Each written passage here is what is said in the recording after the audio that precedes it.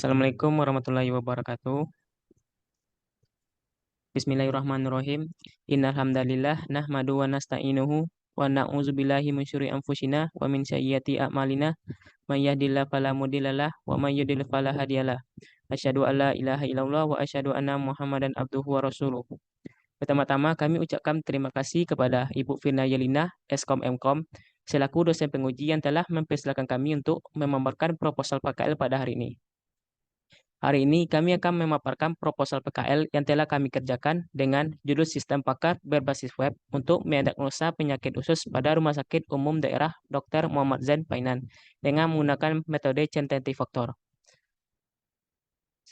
Sebelum masuk lebih jauh, izinkan kami memperkenalkan diri terlebih dahulu. Saya sendiri, Rahmanda Ihsan Firdansyah, nomor BP 2010-1152-610337,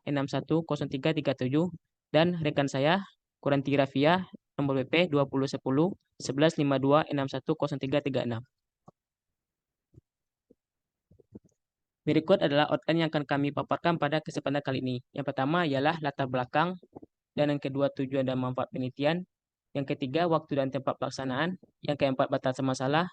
Yang kelima analisa kebutuhan perancangan. Dan yang keenam adalah kesimpulan dan saran. Kita masuk pada yang pertama, itu latar belakang. Sistem Pakar adalah sebuah aplikasi komputer yang menggunakan pengetahuan dan kecerdasan buatan untuk mengambil keputusan atau memberikan rekomendasi pada masalah yang spesifik. Sistem ini dapat meniru cara kerja seorang ahli manusia dalam memecahkan masalah yang kompleks dalam bidang tertentu seperti kedokteran, keuangan, atau teknik. Peran penting seorang pakar dapat diganti oleh program komputer yang prinsip kerjanya untuk memberikan solusi seperti yang dilakukan oleh pakar. Penyakit usus adalah kelompok penyakit yang mempengaruhi saluran pencernaan manusia, terutama usus besar dan kecil. Penyakit-penyakit ini dapat menyebabkan gejala seperti diare, kram perut, nyeri, dan masalah pencernaan lainnya. Penyebab pasti dari penyakit usus masih belum diketahui. Namun, beberapa faktor risiko yang dapat mempengaruhi termasuk faktor genetik, lingkungan, dan gaya hidup. Misalnya, merokok, konsumsi alkohol, dan pola makan yang buruk dapat meningkatkan risiko terkena penyakit usus. Metode tentatif faktor merupakan metode yang mendefinisikan ukuran kapasitas terhadap suatu fakta atau aturan dalam mengekspresikan tingkat keyakinan seorang pakar terhadap suatu masalah yang sedang dihadapi. Tentatif faktor memperkenalkan solid belief atau keyakinan dan disbelief atau ketidakyakinan. Oleh karena itu, agar tidak ada kesalahan diagnosa dan mempermudah masyarakat untuk mengetahui sejak dini penyakit yang diderita oleh masyarakat, dan agar tidak terlambat untuk mendapatkan pengobatan dikarenakan seorang dokter atau pakar memiliki keterbatasan waktu. Maka dari itu, dibangun sebuah sistem yang dapat membangun menyelesaikan masalah dalam sistem pakar dengan menggunakan metode tentatif faktor. Oleh karena itu, penulis mengangkat judul praktek kerja lapangan yaitu Sistem Pakar Berbasis Web untuk mendiagnosa penyakit usus pada Rumah Sakit Umum Daerah Dr. Muhammad Zain Painan dengan menggunakan metode tentatif faktor. Selanjutnya yaitu tujuan dan manfaat penelitian.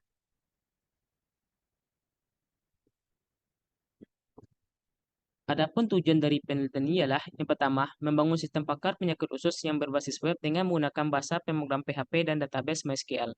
Yang kedua, meringankan tugas dokter dalam mendiagnosa gejala yang ditimbulkan oleh penyakit usus. Adapun manfaat dari penelitian ini ialah yang pertama bagi pengguna aplikasi atau user. Yang pertama, dapat membantu user untuk mengetahui tentang gejala penyakit usus tanpa harus melakukan konsultasi ke dokter spesialis.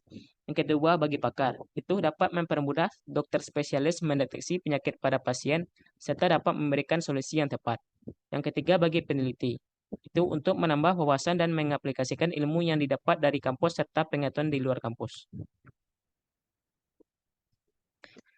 Selanjutnya, batasan masalah. Selanjutnya batasan masalah. Adapun batasan masalah pada penelitian ini adalah yang pertama, website ini hanya merekomendasikan tindak lanjut dari gejala pasien.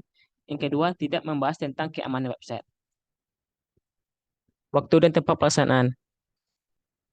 Praktik kerja lapangan, sistem pakar berbasis web untuk mendiagnosa penyakit usus pada Rumah Sakit Umum Daerah Dr. Muhammad Zain Painan dengan menggunakan metode tentatif faktor dilaksanakan pada 6 April 2023 sampai 6 Mei 2023 di Jalan Dr. Muhammad Zaini Zain 25651 Painan, Sumatera Barat.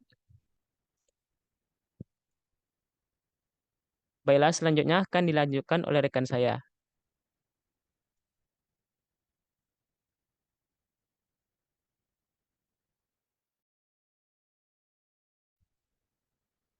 Analisa kebutuhan perancangan.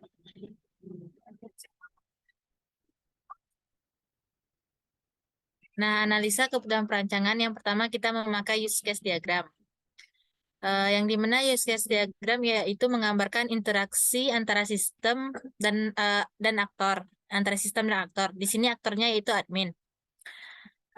Sebelum admin bisa mengakses kelola admin, kelola penyakit, kelola gejala, kelola pengetahuan, kelola riwayat, admin harus terlebih dahulu login, yaitu include. Include itu yang mengharuskan untuk login, yaitu syaratnya harus bisa login dulu, makanya baru bisa kelola data admin. Sebelum jika admin ingin menambah data, mengubah data, atau menghapus, maka include kelola data admin dulu, baru bisa admin menambah data, ubah, dan hapus. Begitupun dengan kelola penyakit. Kelola penyakit dulu, baru bisa admin melakukan tambah data, ubah data, dan hapus. Begitupun seterusnya. Lanjut yang kedua, use case diagram user. Nah, use case diagram user yaitu user bisa mendiagnosa, melihat riwayat, dan melihat bantuan. Nah, user juga bisa melihat hasil diagnosa dan cetak hasil. Sebelum user melihat hasil diagnosa, user harus mendiagnosa penyakitnya terlebih dahulu. Dan sebelum user mencetak hasil diagnosa, user harus mendiagnosa penyakitnya terlebih dahulu, baru bisa dicetak. Lanjut di kelas diagram. Nah, kelas diagram, di sini kami ada 6 tabel di database.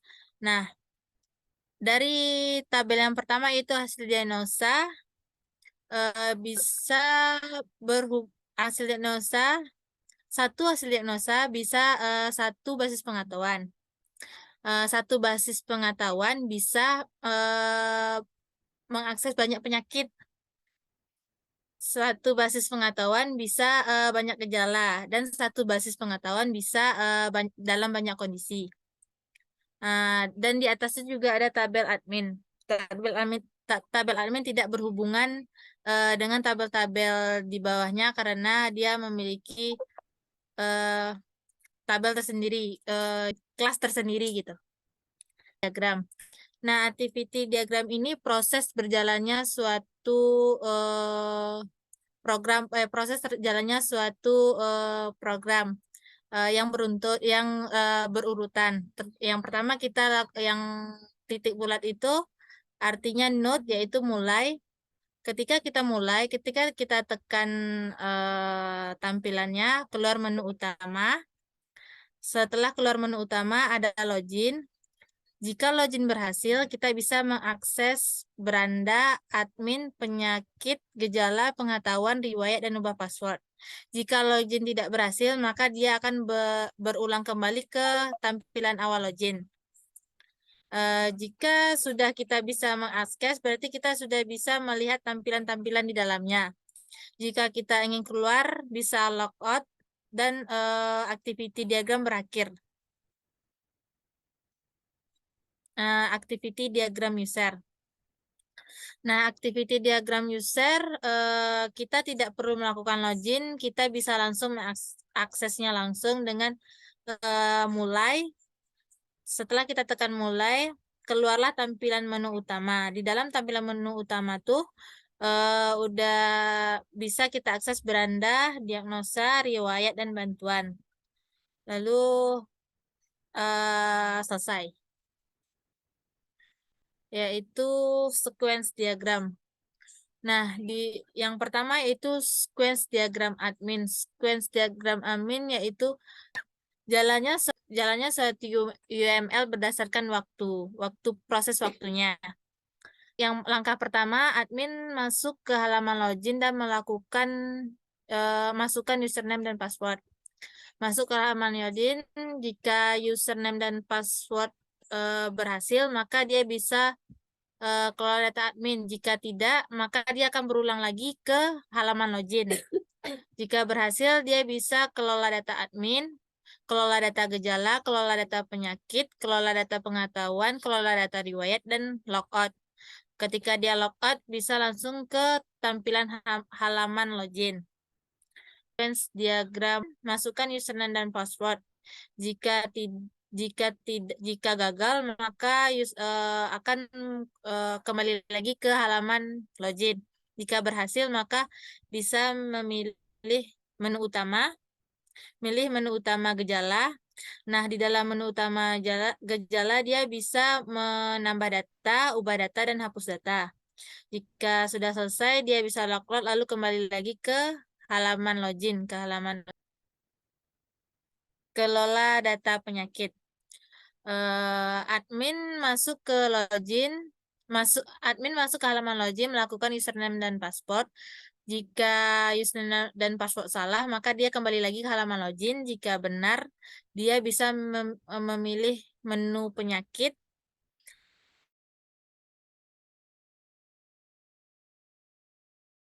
Jika telah selesai, dia logout lalu kembali ke halaman login. Diagram data pengetahuan. Admin masuk ke halaman login, lakukan validasi data. Jika tidak berhasil, kembali lagi ke halaman login. Jika berhasil, bisa pilih menu data penyakit. Di sana admin juga bisa tambah data, ubah data, hapus data. Setelah itu, admin bisa logout dan kembali ke halaman login. Lanjut ke tampilan program login. Nah, inilah tampilan program login sistem pakar penyakit usus dengan menggunakan Certainty Factor. Nah, yang kedua yaitu menu utama. Di dalam menu utama ada beranda, diagnosa, riwayat, dan tentang. Lanjut menu utama admin. Nah, di dalam menu utama admin tuh ada beranda, ada admin, penyakit, gejala, pengetahuan, riwayat, ubah password, dan tentang. Lanjut ke menu gejala admin. Di dalam menu gejala, di sini bisa ubah dan hapus serta tambah gejala. Lanjut menu gejala admin, kita bisa merubah, hapus, dan tambah admin. Di tampilan menu pengetahuan admin, kita bisa tambah, ubah, dan hapus juga. Di tampilan menu penyakit admin, di sana kita bisa tambah, ubah, dan hapus. Lanjut di tampilan menu riwayat admin, di sini kita bisa melihat hasil riwayat konsultasi admin. Di sana juga ada grafiknya berapa persennya penyakit yang dideritanya gitu. Lanjut tampilan menu konsultasi penyakit. Di sini kita bisa memilih jika sesuai pilihannya yakin tidak yakin gitu. Jadi kita memilih berdasarkan gejala-gejala apa yang kita rasakan.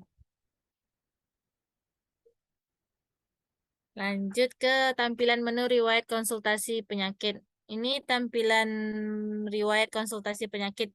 Penyakit apa saja yang sudah dideritanya dan nilai keyakinan, nilai CF-nya muncul dan grafiknya juga ada. Baik, selanjutnya yaitu kesimpulan dan saran. Berdasarkan hasil pembahasan teori pada sistem pakar diagnosa penyakit usus pada pasien dengan menggunakan metode Certainty Factor, dapat diambil kesimpulan sebagai berikut. Dengan adanya perancangan program dalam mendiagnosa penyakit usus pada pasien dengan menggunakan metode Certainty Factor, masyarakat akan lebih mudah mengetahui tentang penyakit usus dan bisa melakukan tindakan pengobatan dengan lebih cepat dengan gejala yang terjadi. 1. Data yang telah diperoleh dirancang dengan tepat agar tidak menimbulkan kesalahan yang fatal mengenai informasi penyakit usus pada pasien. 2. Informasi yang disajikan pada sistem adalah laporan penyakit usus pada pasien. Saran. Selanjutnya saran. Adapun saran yang dapat disampaikan agar bisa menjadi perbaikan untuk kedepannya ialah sebagai berikut. 1. Sistem pakar mendiagnosa penyakit usus pada pasien menggunakan certainty factor bisa dikembangkan lagi ke depannya. 2. Sebaiknya sistem memiliki akses login pada pasien yang ingin melakukan konsultasi sehingga pasien memiliki data medis tersendiri sehingga lebih efektif. Baiklah, terima kasih kepada Ibu Firna Yenila Eskom Mkom telah mempersilahkan kami untuk mempresentasikan hasil laporan proposal PKL kami. Kalau ada kesalahan kata, mohon dimaafkan. Kami tutup dengan Assalamualaikum warahmatullahi wabarakatuh.